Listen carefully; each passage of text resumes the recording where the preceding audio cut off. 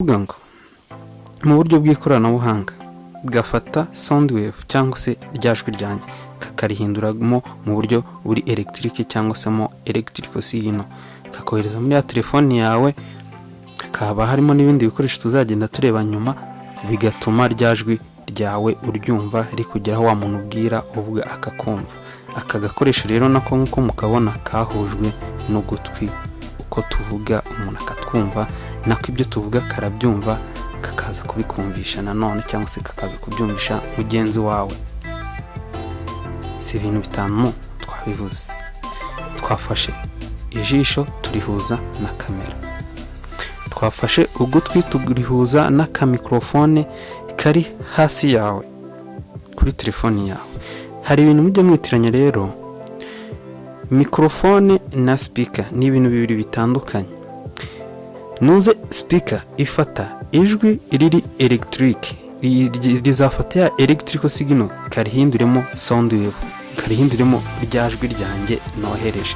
None kandi bita microphone zino bakoresha mu birori cyangwa se igihe nakoresheje ndi kuvuga, izafata ryajwi ryanjye sound wave karihinduremo electrical signal kugira ngo bize kugera muri ya speaker yacu tubashe kubyumva nkuko muri kunyumva muri ekuteri. Iryo ni ugutwi tuvuye. Ikindi tugiyeho ni izuru. Izuru yo uburyo izuru rikoramo twabihuje n'ibyo bita alcohol detector, niko koroshye twabashije guhuza kugira ngo wumve uburyo izuru ryihumurizamo n'uburyo kano kuma kihumuriza. Twagiye ku ruhu. Uruhu twarihuje n'uburyo ipasi ikoramo. Ipasi muri kuyitera muba mwumva ko yikupa ikongera ikikupura. Harimo ako kuma kumva yuko uruhu rushyushye cyangwa se kumva ko iyo pasi ishyushye kakakupa kugira ngo ihore.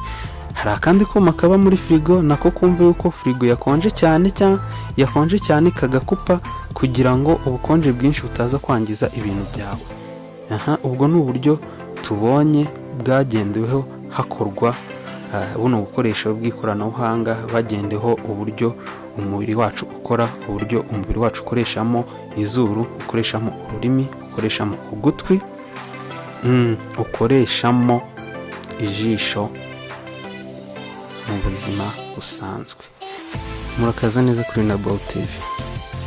Aya makuru si mashya, benshi murabizi. Abize murabizi, n'abatariga murabizi, ndetse n'utaragize amahirwe yo kwiga ariko ibi ngibi barabizi. Mwamenye icyo bita human sense organs cyangwa se organ de sens cyangwa se ibice bigize umubiri. Ese uyu munsi iyo wikoze ku kuboko cyangwa ku kuguru urabyumva cyangwa ntujya umenya ko ikintu kigukoze? Ufite amaso, ufite amatwi, ufite amazuru, ufite ururimi. Ibi byose ni ibigize umubiri wawe. Kugira ngo mumenye ko umuntu ari hafi yawe nuko avuga ukamwumva. Kugira ngo wumve ko ibintu bihumura cyangwa se aha hantu hari umwuka mubi, nuko amazuru yawe akora neza ukihumuriza iyo nta bundi burwayi ufite, ukamenya nimba ibintu biri aho ngaho bihumura cyangwa se bifite indi mpumuro runaka. Amazuru, umunwa, amaso abereho kureba, kubona ibiri hafi yawe. Amatwi abereho kumva ibiri hafi yawe, iby'amashuri. Ni ukuvuga ibiri hafi yawe ubyumva kuko wavuze, ufite amatwi umuntu akavuga ukamwumva. Ibiri hafi yawe umenya ko bihari iyo ubirebye ukabibona. Umenya ko ikintu kigukozeho kuko ufite uruhu ruzima. Umenya ko ikintu gihumura kuko ufite amazuru mazima. Umenya ko ikintu kiryoshye ari uko ufite ururimi. Ururimi rwawe rukora neza, umenya ko ikintu kiryoshye cyangwa kibishye. Ibi ngibi benshi turabizi. Uretse umwana mutoya niwe nkeka yuko kubasha gusobanukirwa n'ibiryoshye cyangwa se ibishye, nkeka yuko atahita byoroha ko abimenya. Ariko aka kanya tugiye kubereka uburyo bino bice bigize umubiri w'umuntu byagiye bigenderwaho kugira ngo ibikoresho twifashisha mu ikoranabuhanga bibashe gukorwa. Zino organ de sens zidufasha kuryoherwa n'ibidukikije. Ni ukuvuga ngo ibiri hafi yacu, nimba umuntu ari kuvuga cyangwa se ari kuririmba tukaryoherwa ni indirimbo ari kuturirimbira, tukaryoherwa n'iryo jwi rye. nimba wenda turi kureba nka filimi, turi kureba ikindi kintu, wenda amaso yacu akadufasha kuryoherwa n'ibyo turi kureba muri ako kanya. Nimba turi kurya cyangwa se turi kunywa, ururimi rwacu rudufasha kuryoherwa n'ibyo turi gufata tunywa cyangwa se turya. Hano rero tugiye kureba uburyo ibyo bice byagiye bigenderwaho kugira ngo habashe gukorwa ibindi mu buryo buri tekinolojike, ku buryo bwifashishwa, ku buryo umuntu cyangwa se ku buryo hashobora gukora, ku buryo hakorwa igikoresho gishobora gukora nk'umuntu cyifashishije ibyo bice natwe twifashisha tureba cyangwa se twumva, kandi ibyo biri mu bimwe mu byo dukoresha mu buzima bwa buri munsi. Ndeye kuri ibyo bice twavuze haruguru: amaso, amatwi, ururimi, uruhu. Hari ikindi nibagiwe, n'izuru, kwihumuriza. Tugiye kubigenderaho rero tubihuze n'ibyo duhura nabyo mu buzima busanzwe, urebe uko ibyo bintu byagendeweho ngo tudukoreshe tubone ubu ngubu dukorwe. Se buriya tuhere hehe? Reka duhere ku zuru. Izuru rikoreshwa mu kwihumuriza. Benshi cyane mutwara imodoka cyangwa se n'abatazitwara mufite ano makuru. Hari utwuma dukoreshwa n'abapolisi bita alcohol dector. Ni utwuma twumva yuko umuntu yasinze cyangwa se yanyoye. Ako ni kamwe tugiye guheraho. Ku gice cy'umuntu, izuru rishobora kumva impumuro y'ibintu bitandukanye. Aha bitandukanye n'utu dukoresho turi electronique cyangwa se tuno dukoresho twa technology dukorwa.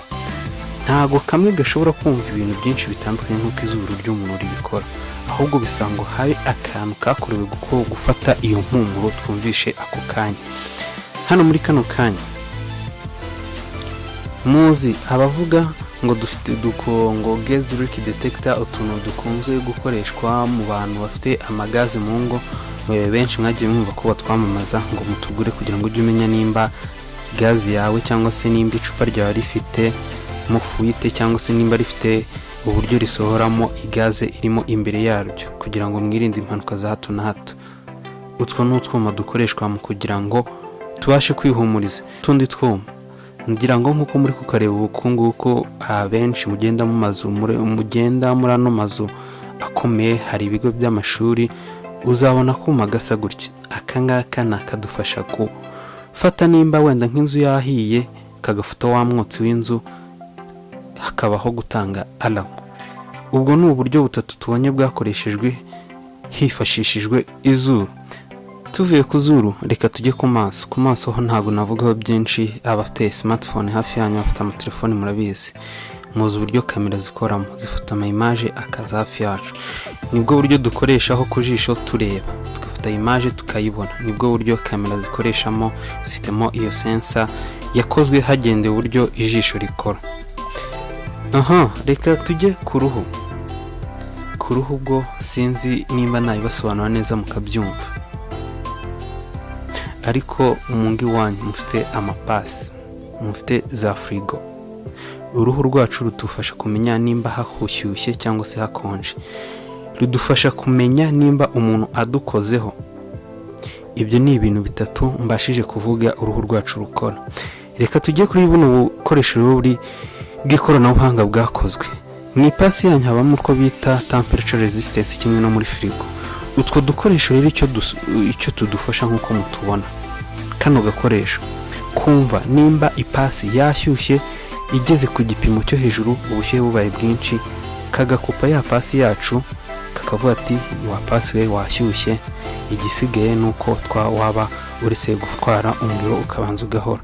Pasi aho gatera ipasi ukaza kugeraho ukumva irazimye, ukumva irongiratse. Ibyo mujya abafite za frigo mujya mwumva uburyo frigo yakamo mu gihe runaka ukumva irazimye. Nimba ifite hafi uze gutega amatwi, ufate hafi nk'iminota wenda nka 15 hafi aho wicaye, hari icyo uri gukora, ko nizera kuri buze kubyumva. Hari igihe kigera frigo igakora ubundi kongera ikavamo. Nayo ifitemo icyo twita temperature resistance detector. Ako gakoresho nakoreye ikintu kadufasha muri frigo, kabasha kumenya nimba frigo igeze ku bukonje twifuza. Ubwo bukonje ikahita ikupa umuriro aho kugira ngo ube ukoresha. Urumva kadufasha uburyo bube, hari uburyo bwo kugabanya umuriro n'uburyo bwo kugabanyamo ubukonje muri frigo yacu. Nimba ubukonje bugiye kubamo bwinshi ku kigero tutashakaga, ibikupye habanze habonekemo ubushyuhe niba ujya kugera munsi y'ubukonje twifuza yongera ikupure kugera ku gihe twifuza. Ibyo rero nibyo uruhu rwacu rudufasha, kuko uruhu muzi ko umuntu akonje hari uburyo nabwo rwo rutangamo sinyari rukavuga ngo umuntu arakonje, ukabona haje utuntu tw'uduheri kugira ngo umuntu ashyuhe. Ubwo nibwo buryo buno bukoresho bw'ikoranabuhanga bwagiye bugenerwaho kugira ngo bibashe gukorwa. Tuvuye ku ruhu, ikindi twavuga ni iki buriya? Twavuze ijisho, twavuze ururimi, twavuze uruhu, igisigaye navuga buriya ni amatwi. Muri kano kanya tugiye kuvuga ugutwi. Ni ikintu cya mbere.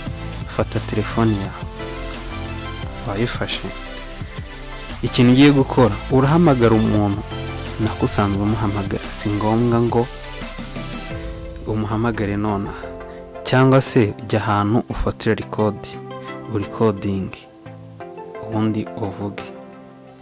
Numara kuri recording ukavuga, uze gukora pause wongera playing, nikiri bwumve uraza kumva bya bindi wavuze. Tugiye ku gutwi rero. Nukuvuga ngo ako kuma gatuma uvuga kuri telefone umuntu akakumva kakozwe kagendeye ku buryo umuntu akoreshamo ku gutwi. Ugutwi nimba umuntu avuga ukamwumva, ako gakoresho nako gafata rya jwi ryawe kumvishe kakaryohereza mu buryo bw'ikoranabuhanga. Abenshi bazi ko ari uburyo buri electric cyangwa se bwohereza electrical signal, bugafata rya jwi ryawe wavuze mu cyo twakwita sound wave.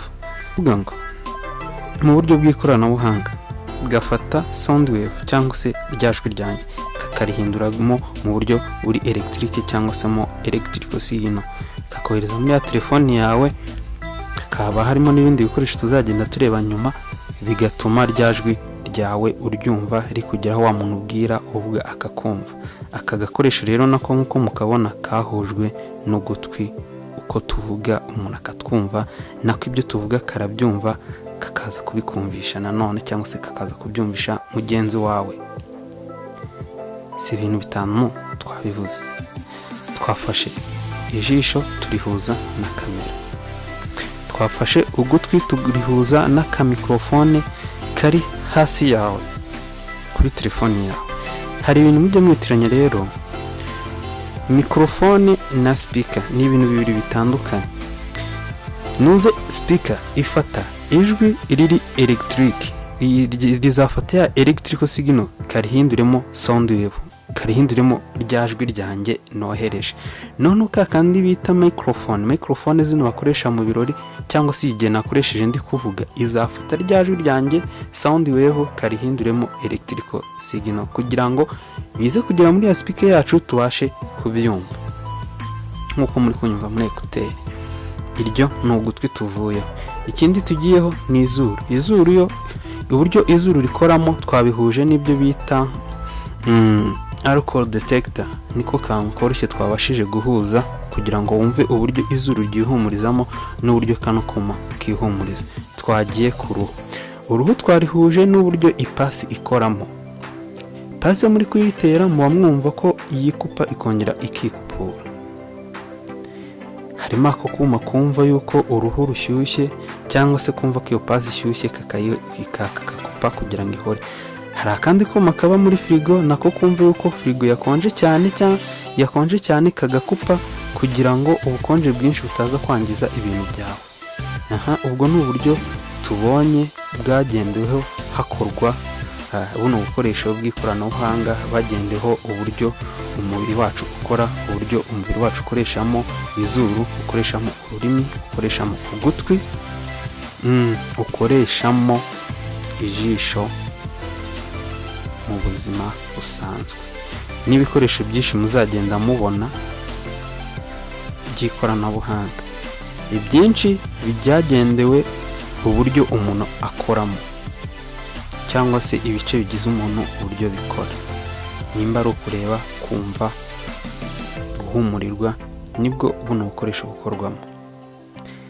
Ibi nibyo tubashije kuvuga, n'ahandi wabisanga ni kuri Nabaho TV. Naho utaha tuzabazanira n'ibindi. Nimba wikunze kino kiganiro twakoze, kora subscribe.